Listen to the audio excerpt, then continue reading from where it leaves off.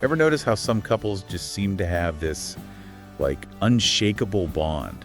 You know, those couples that have been together forever and you just wonder, what's their secret sauce? Oh, yeah, totally. It's like a puzzle, right? Well, today we're going to try and unlock one of those puzzles. We're taking a deep dive into the relationship of Swizz Beatz and Alicia Keys. That's a power couple right there. They really are. And you know what's interesting? They've been married for almost 15 years, and they say they've never had an argument. Wait, seriously? Never. Never. At least that's what they're saying.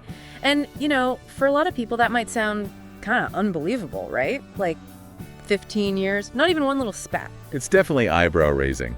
Yeah. I mean, everyone disagrees sometimes, right? Exactly. But it makes you wonder, what's going on there? So we're going to dig into some recent interviews and try to understand how they managed to navigate their relationship, especially their communication style. I'm all ears. Could be some valuable lessons in there for all of us. Yeah, for sure. So let's get right into it. This whole no arguments thing, right? Swizz Beatz said it pretty clearly. We've never had an argument. Bold statement. It is. But then he goes on to say, of course we disagree on things. So it's not like they're always on the same page or anything. So there's the nuance. It's not about agreeing all the time. It's about how you handle those disagreements. Exactly. And that seems to be the key here.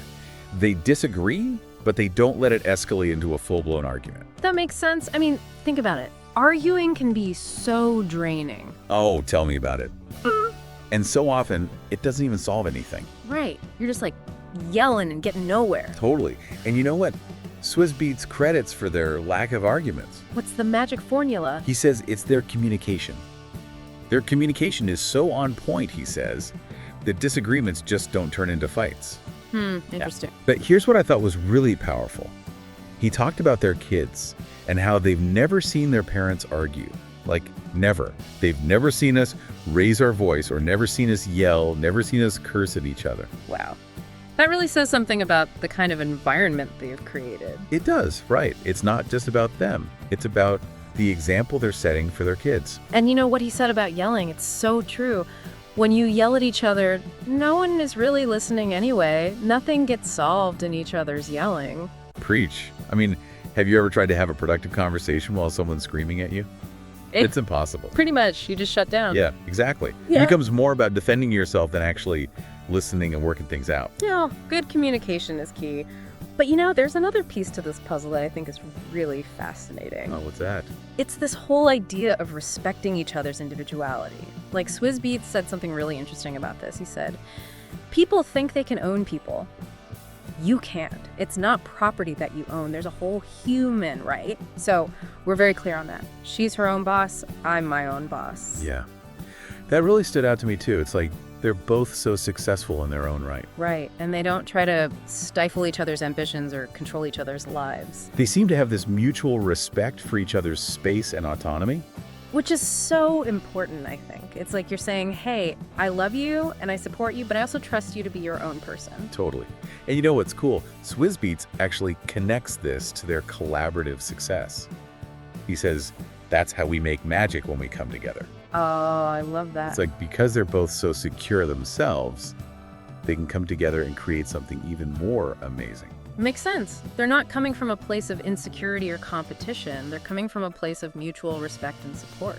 And he makes this really insightful point about how, you know, people start getting very territorial and making their partner property, and I think that's the biggest mistake. Oh, yeah. That possessiveness can be so toxic in a relationship.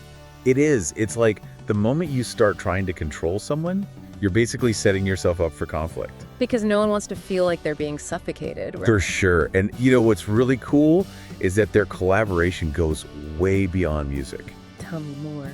So Alicia Keys, she's got this new tea brand coming out called Alicia Teas. Wait, really? Alicia Keys is getting into the tea business. She is. And guess what? The inspiration for it came from Swizz Beatz. He actually gifted her own brand of tea bags a while back. Oh, that's so sweet. It is. And it's not just a cute little hobby or anything. It's a serious business venture. Like, legit. Yeah, her company, Alicia Worldwide, filed a trademark for the brand. They're looking to really shake things up in the beverage industry. I'm impressed. It's amazing to see them supporting each other's ventures like that. I know, right? It's like they're each other's biggest cheerleaders. And you know, it's funny because back in 2020, Swizz Beatz actually posted about this idea. He talked about his vision of Alicia teas being sold in Starbucks all over the world. Oh, wow. Talk about manifesting your dreams. Right. And now here we are a few years later, and it's actually happening. It just shows the power of, believing in each other and supporting each other's goals. Totally. I mean, can you imagine how different it would be if they were constantly, undermining each other or competing with each other? It would be a totally different dynamic, that's for sure. And the tea brand isn't their only joint venture. Oh, right. They also have that beautiful coffee table book, Giants, art from the Dean collection of Swizz Beatz and Alicia Keys. I saw that. It's a gorgeous book. It is. It came out last year, and Yeah. it showcases their amazing art collection. They're both really passionate about art. It's so cool how they have all these shared interests outside of music. Right. It's like they have so many different things that connect them. Which probably makes it easier to weather any storms that come their way. I would imagine so. I mean, when you have that strong foundation of shared interests and mutual respect, it's going to make a difference. For sure. It's like having this extra layer of glue holding the relationship together. That's a great way to put it. And speaking of their musical worlds, Swizz Beatz recently shared something really interesting. Oh, what's that? He posted a clip of an unreleased track that Alicia Keys produced for Meek Mill. No way. Alicia Keys produced for Meek Mill. She did. And Swizz Beatz was so hyped about it, he was like, can't lie, AK produces like any heavy producer. Ah. Female Dr. Dre, to be exact. Whoa, high praise. It is. Mm-hmm. But, it just shows the immense respect he has for her talent, even within his own domain, That's really cool. It's like he's her biggest fan. He totally is. And he even asked fans if they thought the song should be released. Ah, that's adorable. It's like he's so proud of her and he wants to share her brilliance with the world. Right. It's this beautiful example of mutual support and appreciation. I'm loving this deep dive. It's so refreshing to hear about a couple that seems to have figured out this whole relationship thing. Me too. And when you look at everything we've discussed, it seems like the key to their no arguments claim isn't some magical secret formula. It's more about having these really solid relational foundations. Like what? Well, like we talked about, open and respectful communication is huge. Yeah, being able to disagree without letting it escalate into a shouting match. Exactly. And then there's this deep respect for each other's individuality and autonomy. Supporting each other's dreams and giving each other space to grow. And of course, their collaborative spirit. It's like they're constantly finding ways to work together and support each other's ventures. All while respecting each other's boundaries and individuality. It's really inspiring, actually. It makes you think about what's truly possible in a long-term partnership. For sure. It sets a pretty high bar. It does. And it begs the question, for you listening, what do you think is most crucial for navigating disagreements in your own relationships?